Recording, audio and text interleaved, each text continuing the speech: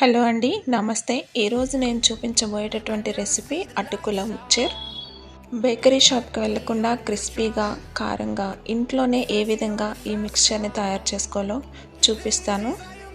చాలా easy process అండి. కేవలం 15 నిమిషాల్లోనే మీరు ఈ స్నాక్ని అనేది ప్రిపేర్ చేసుకోవచ్చు. మరి లేట్ చేయకుండా ప్రాసెస్లోనికి వెళ్ళిపోతాం.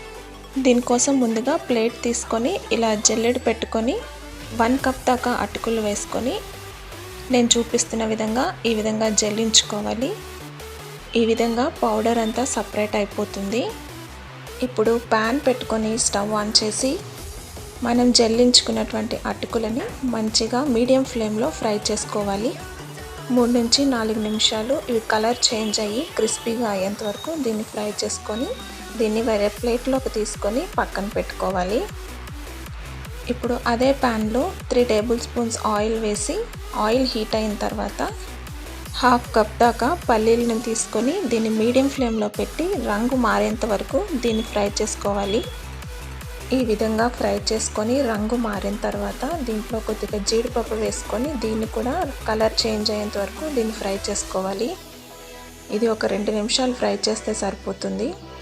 అదేవిధంగా దీంట్లో 1/2 కప్ దాకా పుట్నాల పప్పు అనేది యాడ్ చేసుకోవాలి. దీన్ని కూడా 1 నిమిషం ఫ్రై చేస్తే సరిపోతుంది, ఎందుకంటే వేడి ముందే ఉంది కాబట్టి. ఇది కూడా 1 నిమిషం ఫ్రై చేసుకున్న తర్వాత కొద్దిగా కరివేపాకు వేసుకొని ఇది కూడా కరకరలాడేంత వరకు దీన్ని కూడా ఫ్రై చేసుకోవాలి. మంచి క్రిస్పీగా వచ్చేంత వరకు, కలర్ చేంజ్ అయ్యేంత వరకు. ఇప్పుడు ఇందులోకి 1 స్పూన్ దాకా కారము, చిటికెడు పసుపు, రుచికి తగినంత సాల్ట్ వేసుకొని ఇవన్నీ కలిసేలాగా దీన్ని మంచిగా కలుపుకోవాలి. ఈ విధంగా అంతా కలుపుకున్న తర్వాత ఇందాక ఫ్రై చేసుకున్నటువంటి అటుకులను అనేవి ఇందులో యాడ్ చేసుకొని అంతా కలిసేలాగా దీన్ని కూడా కలుపుకోవాలి. ఈ విధంగా కలుపుతున్న ప్రాసెస్లోనే ఉప్పు సరిపోయిందో లేదో చూసి అడ్జస్ట్ చేసుకొని సరిపోకపోతే మళ్ళీ యాడ్ చేసుకోండి. అంతే అండి, ఎంతో ఈజీగా చేసుకునే ఈవినింగ్ స్నాక్ అటుకుల మిక్స్చర్ రెడీ అయిపోయింది. దీన్ని ఒక ఎయిర్ టైట్ కంటైనర్లో వేసుకొని స్టోర్ చేసుకున్నారంటే ఇది 1 మంత్ వరకు స్టోర్ చేసుకోవచ్చు. ఈ రెసిపీ కనుక మీకు నచ్చినట్లయితే మీ ఫ్రెండ్స్ అండ్ రిలేటివ్స్కి షేర్ చేసి నా ఛానల్ని సబ్స్క్రైబ్ చేసుకొని లైక్ చేయండి.